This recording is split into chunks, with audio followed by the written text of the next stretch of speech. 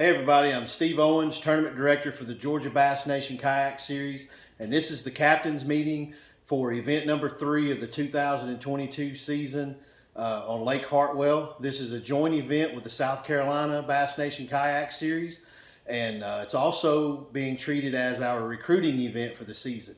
What that means is you don't have to be a member of Bassmaster or Bass Nation to fish the event. There are no extra club dues whatsoever. It's just that you sign up on TourneyX and use the registration process and pay your $60 entry fee. And that includes the Hog Farmer Big Bass Side Pot. And that's all you got to do to fish with us this weekend. I want to extend a huge thanks to Anderson, South Carolina. The bright spot of Anderson is what they call it. It's a really nice area. A lot to do downtown. It's a great fishery. They've had several high-profile kayak events, and more recently just had the Bassmaster Classic on the lake about a month ago. It was a really good experience for us to get up there and enjoy the Bassmaster Classic and meet some people and just enjoy the excitement that the industry is growing on top of what already is established in our community as far as helping us all grow that. So we'll be based out of the Hilton Garden Inn. That address will also be where the check-in is for this event. That's 115 Destination Boulevard. Before I get into the meeting, I just want to thank all of you for participating like you have at the You Follow and Lanier event. And that leads us to actually being able to release an Angler of the Year standings for the Carl Black Kennesaw Angler of the Year system, which will reward an angler whose best 3 events out of the trail season has the highest cumulative score, and that will award them $1,000 cash, again, from Carl Black Chevrolet, Kennesaw, Georgia. 10th place, we got Daniel Paris, Jordan Pratt in 9th, Stephen Otting in 8th, Dylan Smith in 7th, Josh Choi in 6th, Jeremy Meadows in 5th, Charles Shelnut in 4th, Yi Tao in 3rd, Joseph Gayton edged out in 2nd place by our leader, Tom Kazmierski, by 1 point. I want to thank all our sponsors that support us with the prizes and the ability to be a 100% payout for this event. Getting into some of the specifics, again, it's a $60 entry fee. We pay out 100%. Hog Farmer Big Bass is also $5 per angler, and they've added $100 cash on top of that as well. We'll pay that out to the event's overall Big Bass. In this event, as it is for all of ours, the top 15 in the final standings make it to our state championship in November on Lake Seminole. That'll be the case as well for South Carolina as well. So if you finish in the top 15 in this event, you'll also get to fish in October in the South Carolina State Championship on Santee Cooper. The benefit of being in that state championship, other than winning it, is that the top 10% of each of those events get to make it to the Bassmaster Classic Kayak Championship. So, which was just held right down the road from Lake Hartwell recently. So, getting into the official part of the captain's meeting, this is a 5-fish tournament limit, 12-inch minimum length. On your measuring devices have to be a catch board or a hog trough that has the lines filled in. The fish orientation is the mouth must be closed, fish laying flat, touching the bunk board, facing left with the dorsal fin up. No hand under the gill plate, no hooks or restraining devices in the mouth, and you can touch the tail. I've have several pictures in our rules that show you some examples of acceptable fish pictures. So take a chance to look at those. It's your responsibility to download those rules and read them in their entirety. If you can't find them on the app, go to Google Chrome, find the TourneyX event, scroll down towards the bottom. You'll be able to download the rules there. If that doesn't work for you, you have my phone number on that event page. Text me, give me your email, and I'll get them sent to you where you can download them yourself. But it's your responsibility to read those rules in their entirety. Ask me if you have any questions. We'll get that handled for you so that there's no confusion, so that you don't have any deductions or disqualification based off of anything.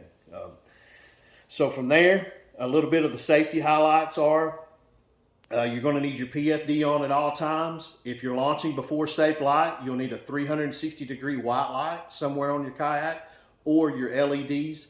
If you're running a motor, that's your responsibility to have your running lights for it on the front, and as well as your registration and your fishing license for whatever states we're fishing in as well. The identifier code can be written on a card on your hand, or myself, what I do is I have a Catch Carbonate or a Catch X, the aluminum one. You can actually take a Sharpie and write those codes on your board there. I have to do that just because I lose some things, and that works out really well for me. Make certain that your identifier is visible in your picture. If you write it on your hands, be very careful of your sleeve covering up that identifier. If that's covered up in its entirety, we won't be able to tell what that code is. That fish won't be able to be acceptable. When you take your picture, do the best job that you can to have your phone over the fish as much as possible. We use lanyards to hold our phones if they fall. And when we do that, we typically have a habit of looking at our screen and snapping your picture. Get that phone extended over the fish as best you can over the top of it. If that picture is submitted at too drastic of an angle, it's hard for us to see the eyeball. In some instances, the back of your hand will actually stop the projection of our sight, and it'll look like the eyeball's covered up, and we won't be able to accept that fish for you. It also makes it really hard to see if the mouth is touching the bump board. If we can't tell the mouth is touching the bump board, we may not be able to accept that fish either. So all times for the event are Eastern Standard Time. Launches are any public ramp, any pay ramp, such as a marina or a public ramp that is a $5 launch fee or so. As long as those are available to the public, you're allowed to use those.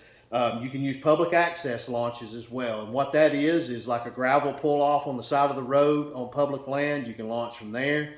You can launch from a goat trail if you want. As long as it's public land and you can park publicly and legally, you're allowed to launch from those side of the road entrances or access points. Itinerary for the schedule. Again, this is on Eastern Time. Friday, April the 1st at 7 p.m. Practice is over. You need to be back at the launch, taken out of the water at 7 p.m. You can't pedal around on the lake scanning or checking out other spots. At 8 p.m., the identifier code will be released on the Tourney X app. Please, during the event, it's not mandatory, but we appreciate it if you use the check-in and out option so that we know you've made it to the event safely, and then that you've also made it off the water safely at the end. On Saturday, April the 2nd, the official tournament day, you can launch at 6:30. And part of this is ramp etiquette. You're allowed to load your kayak in your parking spot or away from the ramp. Please don't get on the ramp and decide to start loading and rigging your kayak. That's disrespectful. We don't do that. Load your kayak stuff, back down the ramp, launch your kayak, move it out of the way, dock it, go back and park. Then, in order to get away from the boat ramp, you are allowed to get back into your kayak and stay a paddle or a rod's length away from the bank, and you can sit out there and float and wait until it's official 6:30 for you to blast off, so to speak. Don't take this time to get out and piddle with your electronics and try to scan. Don't take your line and start casting your rod to check drags and things like that. In order for you to do that, you need to be on the bank and not casting into the water. So if you're going to launch and get your kayak out of the boat ramp way, then you need to be stationary and sitting there waiting for 6:30 for you to take off. You can't do anything fishing related whatsoever until 6:30 a.m. At that time, you can take off, kick, paddle, or motor to your spot. Lines in is at 7 a.m. Lines out is at 3 o'clock. What that also means is that's the last time you have to be able to take a picture of your fish. So if you catch a fish at 2:59, you get it slapped on your hog trough or catch board, you get your picture taken and it's 3 o'clock, that's acceptable. You have that entire minute of 3 p.m. to get your fish uploaded. We have a timestamp on our end and it is public as well. So if you catch a fish, get it submitted, and your photo tag time is 3 o'clock and 28 or 29 seconds, that's a scoreable fish because, as I said, you have that entire minute of 3 o'clock. Up to 3:01. When your phone clicks 3:01, that's no longer a legal submission. You have an extra 30 minutes after that to upload your fish until 3:30 p.m. At 3:30, we will turn off submission times and you won't be able to upload any more pictures. If you have a problem getting your fish submitted throughout the day, the recommendation is to log out of your TourneyX app, reboot your phone, log back in, and then try it from there. If you run into a situation where you log out and you don't know your password, that's on you as well. You have to take the time to figure that out and get back into the system. That is just part of electronic fishing. We don't run into it very often, but there's times where that does happen. Don't panic. You're going to be okay. There's steps to get you back into the system, but that is your responsibility there. If you've done all of that and you've logged back into the system and you're still having trouble getting your fish uploaded, get in contact with me via phone call and we'll work that out as well. There are options for me to be able to get your fish uploaded like that. If we still can't get those fish from you, then you will need to be back at check-in early. And by early, I mean 3:30 p.m. You need to be with me at the check-in to get your fish uploaded manually. So that's going to cut into your fishing day, but again, that's the nature of electronic fishing. It's just part of what we have to go through, but we don't run into that very often, but we have, and we've gotten those fish submitted, and people have actually cashed a check off of that practice. So you're going to lose fishing time, but at the end of the day, getting your 5 fish to me is the most important thing, next to your safety and getting the fish picture taken the way it needs to be. So again, check-in is at 4:30 p.m. That's a soft check-in. Take your time getting there safely. It's going to be at the Hilton Garden Inn. We've got a room set up. It's going to be air conditioned. It's going to be nice and clean. There, we'll go over the awards program portion of the event as well as the prizes. You all know we have a really good sponsor program. We've got all the prizes in from the sponsors that you see behind me on the check that somebody's going to take home for being this champion. We also will have pizza at this one. We had a snag on Lake Lanier on Sunday where we weren't able to get that done, but we will have it this week. So come hungry and get ready, to just hang out and have some good fellowship there. The boundaries for this series or for this event between Georgia and South Carolina, the entirety of Lake Hartwell is inbounds. From there, the Georgia and South Carolina waters, the dams are the physical boundaries for this event. On the Chattooga River, below the Yonah Dam, and then the Kiowee and Little River below the Kiowee Dam, all the way down to the Hartwell Dam. Those are your boundaries. Again, reach out to me if you have any questions about anything. I want to thank Zach Boyer and the people from South Carolina for reaching out with the idea of doing a joint event together, especially a recruiting event. I think we're going to have a good time. We've got the North Carolina people coming over as well. Appreciate the CKA and the Queen City people all pitching in and making this a very successful event with the numbers.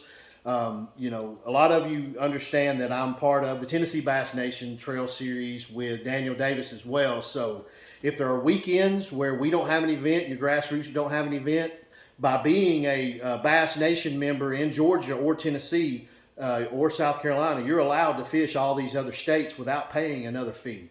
South Carolina may have a state fee. I think it may be $15. And what that does is they use that money to help buy trophies and prizes and things like that. We don't have an extra fee in Georgia or Tennessee.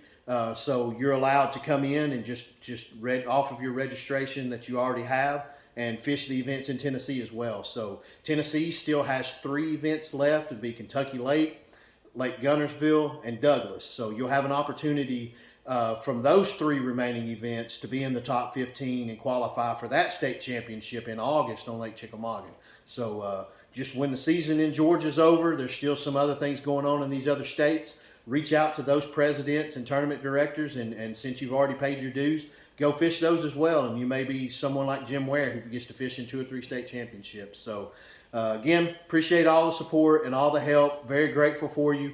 Reach out to me if you have any questions, or Zach, and we'll get you taken care of. And above all else, be safe. Thank you. Please comment that you've watched this on Facebook or the YouTube channel, and call us if there's anything that you need. Thank you guys, and be safe.